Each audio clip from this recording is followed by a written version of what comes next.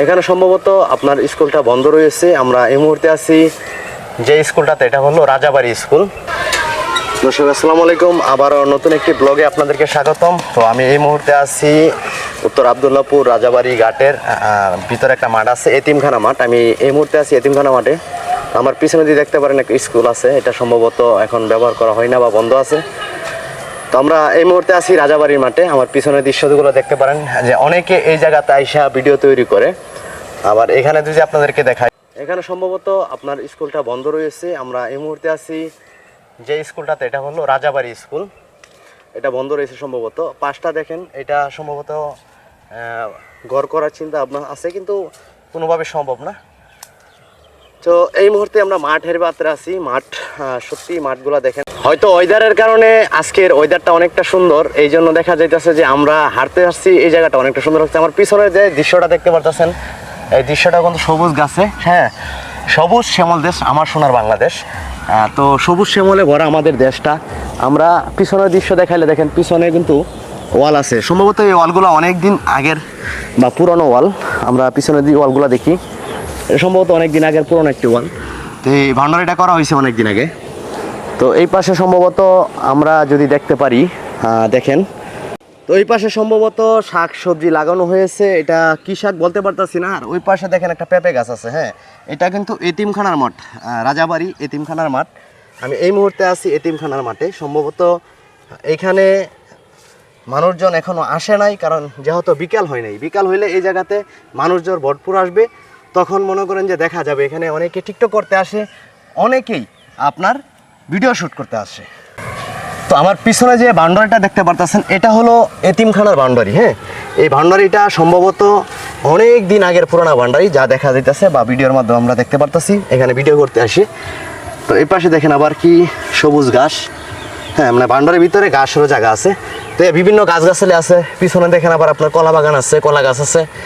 বিশেষ করে এই জায়গায় ঘুরতে আসলে আপনার মনটা সত্যি শীতল হয়ে যাবে এবং ভালো হয়ে যাবে। তো আমাদের পিছনে দেখতে পারতেছেন বিশাল বড় একটা লিচু গাছ। তো হয়তো আপনারা অনেকেই লিচু খান সিজন ভরা। তো এটা হলো একটা লিচু গাছ। দেখেন লিচু গাছটা কিন্তু অনেকটা বড়, অনেকটা বড়। দেখেন লিচু গাছটা অনেকটা বড়। আর এই পাশে দেখেন অনেকে লাকড়ি কাটতে রাখছে, সম্ভবত রান্না করার জন্য লাকড়ি কাটতে রাখছে। আবার ওই পাশে দেখেন যে একটা গরু বান্ধা রাখা হয়েছে, গাভীটা ঘাস খাইতেছে।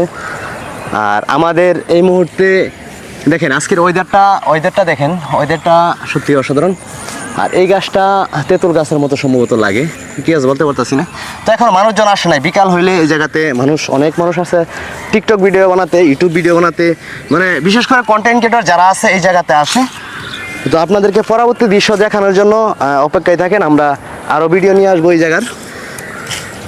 দেখেন অনেক বাইরে আসতে আছে দেখার জন্য। তো আমরা আমাদের গন্তব্যস্থানে পৌঁছে গেছি। এখন আমাদের শুটিং শুরু হবে। দেখেন আমাদের আপা বৈশা রয়েছে, আনোয়ার ভাই দাঁড়ায় রয়েছে, আরেকজন ভাই ওই পাশে আছে। তো এখানে দেখেন সম্ভবত আমন ধানের জ্বালা ফেলাইছে। এই দৃশ্যটাতে দেখেন আমন ধানের জ্বালা। আর ওই পাশে দেখেন অনেক ভাইয়েরা দাঁড়ায় রয়েছে। এই পাশটাতে যদি দেখাই, অনেক ভাইয়েরা দাঁড়ায় রয়েছে, তারা সম্ভবত টিক তুলতেছে। আর এখানে যারা কন্টেন্ট ক্রিয়েটর মনে হয় শুক্রবারে বেশি আসে নাকি? আমাদের আনোয়ার ভাই কি শুক্রবারে কি এখানে মানুষজন বেশি হয় নাকি? শুক্রবারে বেশি হয় মানুষজন। হয়তো আজকে শনিবার, এই জন্য কালকে অনেকে আসছে, গতকালকে। আজকে তেমন লোক আসে না, তারপরে দেখা যাক বাকি সময়টা।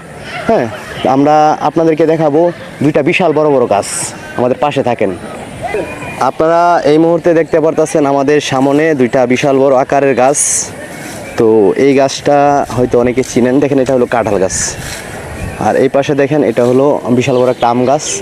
আর পিছনে যদি আপনাদেরকে দেখাই, এই জায়গাতে আছে কচু ক্ষেত, হয়তো আমরা কচু বলি, তো আপনারা জানি কি বলেন জানি না। আমরা এই মুহূর্তে চলে আসছি একটা কচু খেতে। যোগ আজকে ফার্স্ট ব্লগটা এই জায়গাতেই ছিল। এই জায়গাতে আছে বা উত্তর আবদুল্লাপুর রাজাবাড়ি এতিমখানা। হ্যাঁ, আমরা এই মুহূর্তে আছি এতিমখানার মাঠে। পরিবেশটা দেখেন। তো আজকের ব্লগটা আমাদের এই জায়গা ছিল, দ্বিতীয় ব্লগটা। আমরা আপনাদেরকে 64 জেলায় দেখাবো পরবর্তী সময়। কিন্তু এখন আমাদের একটি জেলার ভিতরে কয়টা গ্রাম আছে, প্রত্যেকটা গ্রাম আমরা তুলে ধরবো। ঠিক আছে, প্রত্যেকটা গ্রাম আমরা আমাদের ভিডিওর মধ্যে তুলে ধরবো। তো আমাদের এই চ্যানেলের ব্লগগুলো যদি আপনাদের কাছে ভালো লেগে থাকে, অবশ্যই আমাদের চ্যানেলটি সাবস্ক্রাইব করে আমাদের পাশে থাকবেন, যাতে পরবর্তী আপনাদেরকে আরও সুন্দর দৃশ্য দেখাতে পারি। হ্যাঁ, যাতে আপনাদের দোয়ায় আগাতে পারি, বাংলাদেশের কোন জায়গায় কী আছে বা প্রত্যেকটা প্রান্তে বাংলাদেশ দেখাতে পারি। তো সব ভালো থাকবেন। এখনও যারা সাবস্ক্রাইব করেন নাই, আমাদের চ্যানেলটি সাবস্ক্রাইব করে পাশে থাকবেন। আল্লাহ হাফেজ, আসসালামু আলাইকুম।